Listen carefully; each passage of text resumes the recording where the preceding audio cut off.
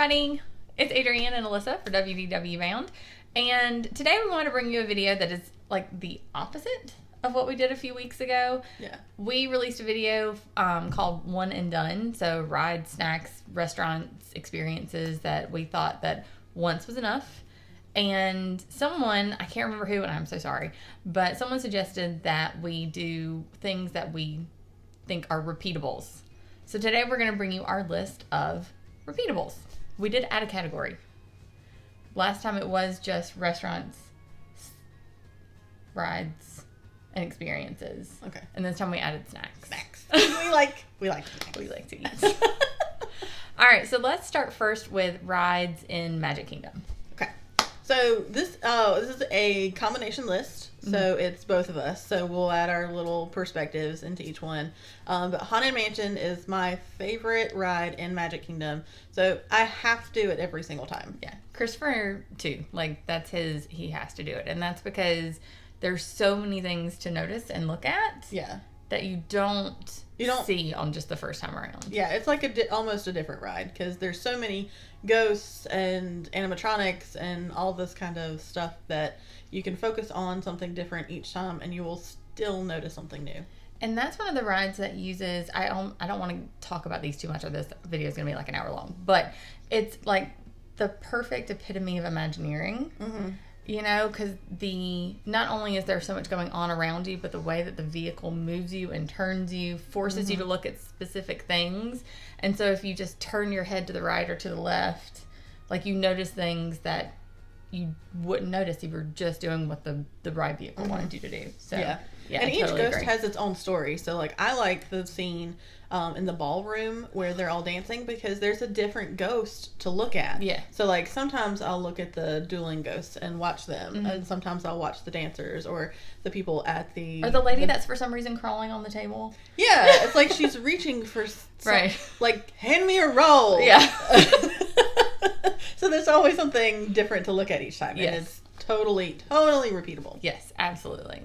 Next up on the list is People Mover, which is my personal one, and I almost for like the opposite reason.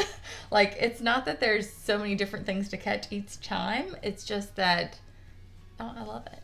Yeah, it's very. I like rides that are approachable. That it's easy to get on and get off. It's an omni mover. It's not particularly stressful. Like, it's just an easy going. I'm pretty sure that was Zachary's first ride. Probably. Yeah. Yeah, because there's no height requirement or anything like that. You just sit down. And I like the history behind it. That the reason why Walt created that technology was because he wanted to create like mass transit. I don't know if you knew that or not. So that was supposed to be like within the park structure?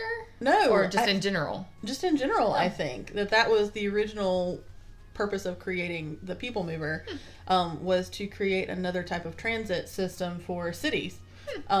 So I think it's neat. Yeah. Because, I like that. Like a trolley system, but not. Right.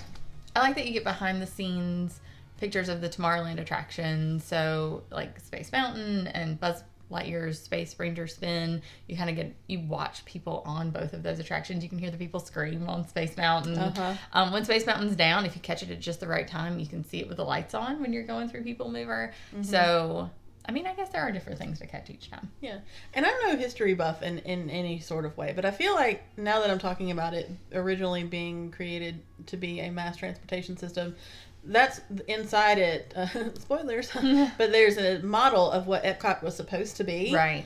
So now I'm like, so is that what I'm thinking of? That it was supposed to be the mass transit inside Epcot when it was still supposed to be a city? Right. Maybe. I don't know.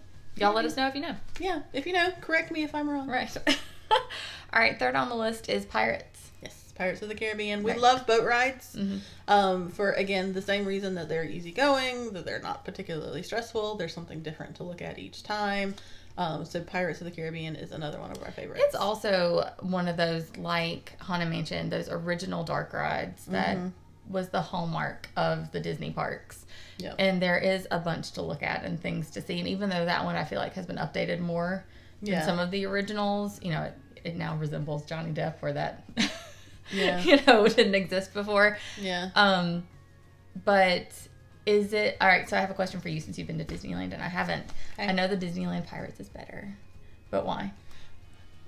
Well, I wouldn't say necessarily that it's better. Because that's the general consensus. Yeah, they are different. If I remember correctly, the Disneyland Pirates has 2 drops rather than 1. And the setting is a little bit different because whenever you get into the queue, you actually pass people getting off, like, they've finished the ride and they're, like, going back to the queue to disembark. So you get to see that. So once you walk into the inside, you immediately smell pirate water. So, like, that's kind of cool. And then, Fun fact, that's the smell I have in my candle warmer right now. Me too. But also the first section where in Florida, it's like you have, what is it, like all the skeletons and that kind of stuff. Whereas in Disneyland, you like float through a bayou. Oh, because that's where Blue Bayou is, the restaurant. Yeah. So like that's kind of cool. And it kind of reminds me of like Three Caballeros a little bit, where it's got like, you can't really see what's going on. Yeah. But you can hear the frogs and the crickets and that's really cool. And then they have, I think, like 1 or 2 extra scenes maybe. But overall, I mean, Pirates is Pirates. Yeah. I wouldn't say one is better than the other. They're just different, and that's what I like. I like that they're different because you can get, it's the same ride, but you still get a different experience whether you're East Coast or West Coast. Okay. So our last one in Magic Kingdom is Jungle Cruise, which I love because your experience is completely dependent on the skipper that you get. And unfortunately, our past couple times we haven't gotten the greatest skippers. But, you know, if you have really energetic, into it skippers that come up with their own jokes that are a little bit off book, it's a different experience every time. Yeah, one of my favorite ones, and I don't know if it was just like a new joke or whatever, but I remember it went viral where the skipper was like, "Oh no, it's all the hippos. Here, let me scare them away." I love you. I want to commit. I just thought that was so funny. And I remember when I went to Disneyland, I heard some new jokes, which I don't think they're necessarily new. Like, maybe they just don't tell them as much in Florida. But I loved the one where you go behind, you know, the backside of water. And then my skipper said, "Don't try this at home or you'll hit your head on the faucet."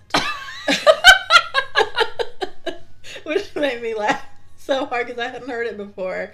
So, again, repeatable. Right. Because you don't know what kind of jokes you're going to get. You never know what kind of joke you're going to get.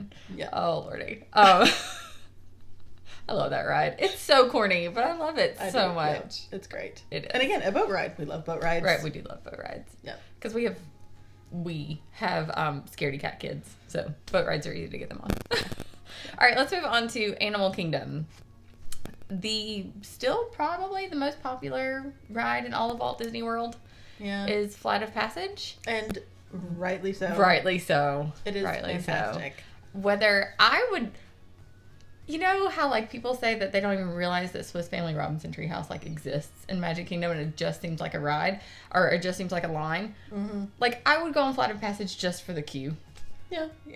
Like I could see that. There are different things to see every time you go in the queue, much less the attraction itself. Like, and I love that Disney is starting to make the queues interactive. A part of the attraction. Yeah, because nobody wants to stand in line for an hour, hour and a half, 2 hours and look at cement walls. Right, exactly. It's beautiful. Even the Fast Pass queue is beautiful. Every part of that queue is beautiful. But the attraction itself, the reason it's repeatable is, again, even though it's the same movie and it's the same ride every time, there's so much to see that you can focus on something different every time. I think at the very end when you're sitting on the cliff overlooking the water, sometimes I'll force myself to look down and to the right and like I'll notice, oh my God, not avatars. What are they called in real life? The people of Pandora. Navi, yes. Yeah. It's like, oh my gosh. But there's like a Navi down there, like doing a dance, and there's other banshees other places, and there's just it's breathtakingly beautiful. Yeah. And it also depends on where you're sitting. Yeah. It's kind of like Soarin', where if you've got like the primo spot, you're going to get hit with everything. You're going to get hit with the mist. You're going to get hit with the smells. You're going to get like, nothing's going to look kind of bizarre if you're like far over on the left or far over on the right. So it's one of those where, like, if you get the perfect seat, it's just yes, kiss. Absolutely. I love it. Yeah. And then Everest. Yes, Everest is probably my favorite coaster, I would say. I would say that. Yeah, because it's not a typical coaster. Like, you go backwards and there's interactive elements and, animatronics and all that kind of stuff. So Disco Yeti. Yes, Disco Yeti. Seizure warning for that, right? But I like that one too because the queue is interactive. Mm-hmm. It's got stuff like I don't know if you've ever watched that show Expedition Unknown. Mm-hmm. Well, he actually did a couple episodes about tracking the Yeti, and so he donated stuff from that episode to be in the queue. So, like, if you pay attention, like, you'll see him in some pictures, and it's really. I'm like, I know that guy. I watch his show. Yeah, Everest is fantastic. And it doesn't hurt. Right. That's one of those roller coasters that doesn't hurt. Mm-hmm. Like, like Rock and Roller Coaster hurts because it kind of like slings your head. Yes, and Space Mountain hurts. Like, I can't do Space Mountain. It gives me like vertigo and it hurts my neck because you can't see where you're going. Big Thunder Mountain hurts. Yeah, well, Big Thunder's not as bad, but Everest is the only roller coaster on property that doesn't hurt me. And it's also it doesn't have over the shoulder restraints, right? It's just the lap restraint. Yeah. Yeah, so it's a little bit easier on me. Yeah, because that's the problem that I have with Rock and Roller Coaster is because of my glasses, because it goes over your head. So because my frames stick out slightly from my face, so if it bounces my head around, my glasses actually hit the side of the shoulder restraint. So that's another reason why it hurts. Yeah. And it's another one that just has a lot of things to look at, even when you're on it. And because you're so high and it's an open air coaster, and Florida's flat. Right, Florida's fat. Florida is flat. You can see so much of Animal Kingdom from up there. Mm-hmm. And that's just a really cool perspective to have, too, I think. And then the last one in Animal Kingdom is the safari. Yep. Which I feel like should be... Like, of course, it's a repeatable, right? Yeah. Because the animals are animals, and they're going to do what animals do, and you never know what you're going to see. Yep. When we were there a couple weeks ago, we went on safari, of course, and the elephant was, like, really close to us, and that was fun, and there was something else going on, like, a giraffe got in the way, and we got stuck, you know, which had also happened. Tell the story about what got in the way, and they had to, like... Oh, that was on our Wild Africa trek, so I'll save that story. Okay. But yeah, when the animals get in the way of the ride vehicles, they're not allowed to move them in any way. I love that side story. I love that Disney in Animal Kingdom is so animal focused, and it's like we're visiting their world, and if they're doing something that's natural to them, like, we're the ones that have to get out of the way. Yeah. So if you ever see, we were told this on our Wild Africa trek, if you ever see the time... Like the line time flop. Good Lord, I can't talk today. Skyrocket. Right, like go from 30 minutes to 90 minutes. It's because a giraffe probably got in the way. They couldn't do anything. An animal traffic jam. Yeah, animal traffic jam. So that's Animal Kingdom. Yep. So moving on to Hollywood Studios. And this one is my personal... repeater, and I will tell you why, because it's kind of questioned it. Yeah, she questions it. So, Alien Swirling Saucers. I know that it is not anything particularly special, but it is one of the rides that I love to ride. We've ridden it the last 3 times. We went in March or in January. We rode it. Last year in March, before the shutdowns, we rode it, and then we also rode it on our honeymoon in 2019. So, I like it because, for one, it's just fun. It's going to sling you around. I like that the ride mechanism actually shifts. Like, it, disembarks and connects to another platform, so you're, all over the place. But, two, it's repeatable because it's so easy to get on. There's never a line. So, everybody else is at Toy Story Mania or Slinky Dog or in Galaxy's Edge. So, the last 3 times that we rode it, there was no wait. Yeah. It was literally just walk on. So, it's easy, no queue, fun ride. And that's one that really hasn't been affected by the pandemic either, because you're already in an individual ride vehicle. They didn't have to do anything to change it. So, yeah, that makes a lot of sense. Because I was thinking... And it's completely outdoors. Yeah. So, I felt safe riding on it. And it's so pretty at night. Like, I'll try to remember to insert a picture that I took in January at night, and it is gorgeous. And Buzz Lightyear, if you're a fan of Buzz Lightyear, I mean, like, his icon outside of it is huge. Like, a great photo op. Yeah. Oh, yeah. For sure. Totally. For sure.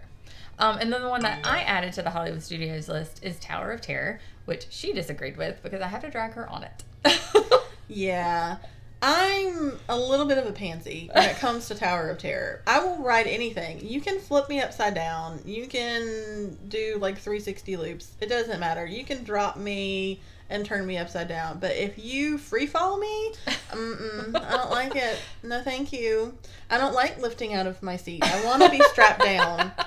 So we'll insert a picture from our last big family trip of the exact moment. I can't even put into words. It just perfectly... The visual representation of her fear. Yeah, it perfectly represents my fear and why I don't like that ride.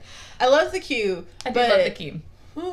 But I will say, too, it's another ride that you never know what you're going to get. Yeah. Because there are multiple sequences of rises and drops. And so it's different every single time that you're on it. And you're so scared, you don't know if you've gotten that sequence before. So for me, I love drop rides. I like when my stomach falls out. Like, I love it.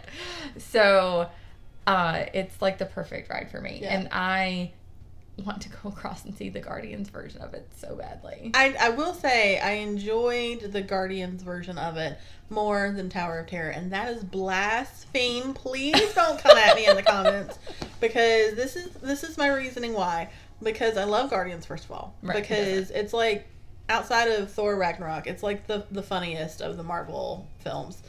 And so when in the traditional Tower of Terror, it just opens up so you can see the rest of Florida or the rest of the park or whatever.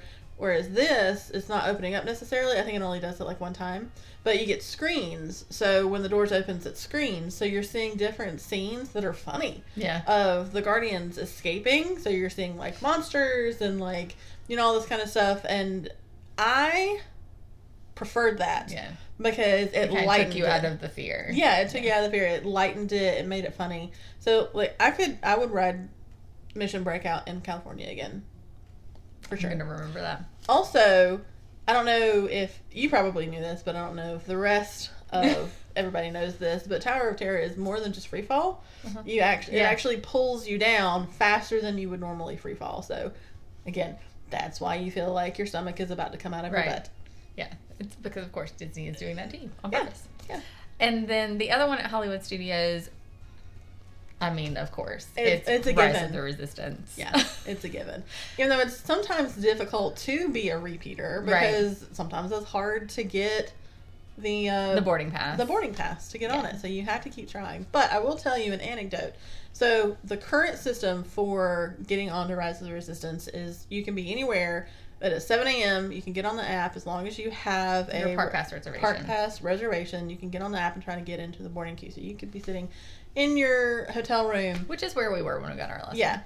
And so when we went in January, it didn't work out. So we had a park pass reservation for Hollywood Studios. So I set my alarm for 6:55 and got on the app. And as soon as I was able to open it, it immediately closed. Yeah. So I missed out on it. So at 1 o'clock, isn't it? 1 o'clock? If you're in the park at 1 o'clock. Yeah, if you're in the park at 1 o'clock, you can try again.